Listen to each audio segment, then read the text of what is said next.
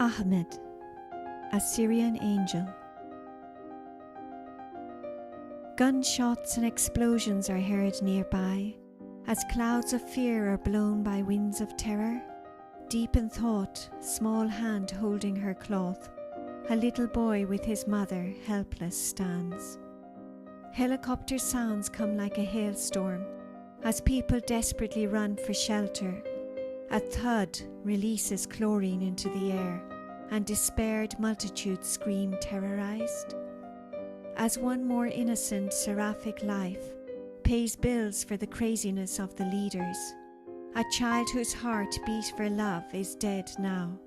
Mother screams and the universe sheds tears.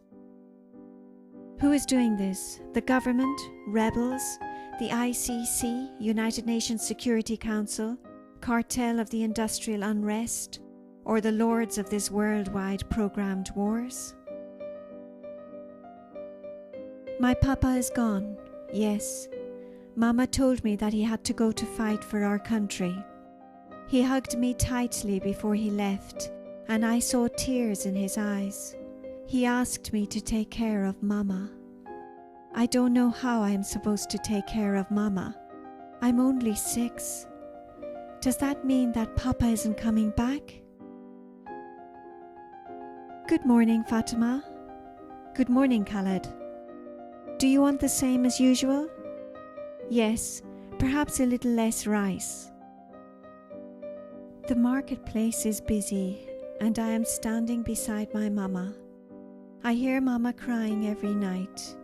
She is very quiet, but we have a connection and my chest hurts when she cries. Does Mama's crying mean that Papa isn't coming back? Mama says that Papa is a hero, but I hate my country for taking him from us. I think it is hate. I don't really know what hate is. I have heard adults using the word, and it seems to mean something that one wants to rid one's life. Ahmed! I turned to face my mother as I heard the helicopters approaching. Everyone was screaming and running. She caught my hand and we started running from the marketplace towards our house. The ground shook as something dropped behind us. Mama put her handkerchief against my mouth and we continued running, but suddenly my legs stopped and I fell to my knees.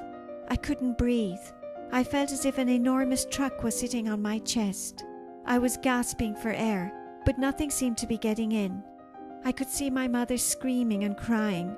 I was in her arms and she was still running, but we both knew that it was too late. I could hear voices from every side of the street as we passed, voices laced with terror and screams. It's a chlorine bomb. Chlorine? Run! Who threw it? Did you see? It was dropped from a helicopter, but no one knows for sure. What does it matter? Where was it from? The act is inhumane. Oh, it hurts so much. Mama, Papa, I cannot hear my voice. No sound seems to be coming out. Now there is a pain in my chest. It is different to the previous heavy feeling, as if my heart is going to explode. Who's going to take care of Mama? Please don't cry, Mama. I don't feel anything anymore. I suddenly felt the air fill my lungs like a crystal glass of water after playing soccer in the street with my friends. I can suddenly see clearly. Mama, don't worry. Everything will be all right, I said. But no voice came out. I felt her clutching me to her breast. I love you, Mama. Her scent is heavenly. I could feel her tears falling on my face as my soul bid this world goodbye. I found myself in a paradise of peace. There isn't a sound.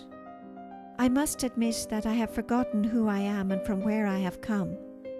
I feel a tingling all around me and through me. I can feel healing messages. I am no longer a child.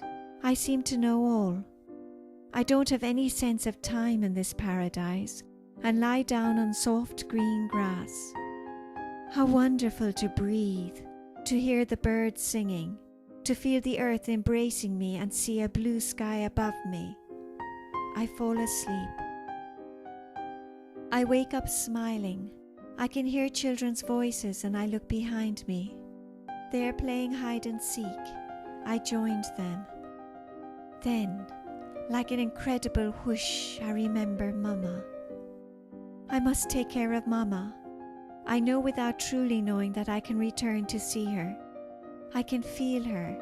I close my eyes and find myself back in our house. Mama is alone. She isn't crying. She is sad. No, beyond sad. I know that she cannot see me. I tickle her palm. Ahmed, I know you are here, my love. I will be fine. I love you. A tear streams down her cheek. I embrace her warmly with my soul and I see the light swirl around her and through her. She suddenly stands up and starts gathering ingredients for a meal, and she's smiling and humming to herself. Then I find myself diving through a tunnel. I can hear Papa's voice. There are gunshots and bombs going off in the background. What's up, Mohammed? You're very quiet lately. I don't know. I just feel that something isn't right. It sure isn't. Here we are fighting our brothers. It's a strange and horrendous world. Papa hasn't heard of my passing on yet. I knew what I had to do. Yes, I knew without knowing. I will protect Papa until he can return to Mama. And that is what I did for how long I have no idea. I do not feel time anymore. Papa's friends often commented, "Mohammed, you live a charmed life." Then the day came for him to go home to Mama. I went with him as they hugged. I returned to the light. Time is eternal. Existence is love, and its light is everywhere. I feel a pull on my soul and return to Mama and Papa's house. There is a birthday cake with 11 candles on it, and a little boy and girl about 5 and 3 years old. Whose birthday is it, Papa? It's Ahmed's birthday today. He would have been 11. When the Syrian uprising took him, he stayed and protected your Mama and I. Without him, I would not be alive and you would not exist. This I believe with all my heart and soul. I wish I could see Ahmed, my little brother said. You will, sweetheart, when your time comes to pass on from this life. He will be there, waiting for you with open arms and that magical smile he always had. Yes, his smile was just like yours, Mama said. Then she tickled him. My little sister suddenly said, "Happy birthday, Ahmed." Then the 4 of them blow out the candles. I embrace them all tightly with the arms of my soul. The whole room is filled with light. Then I go back to where I had come with a sigh of my soul and a smile in my heart.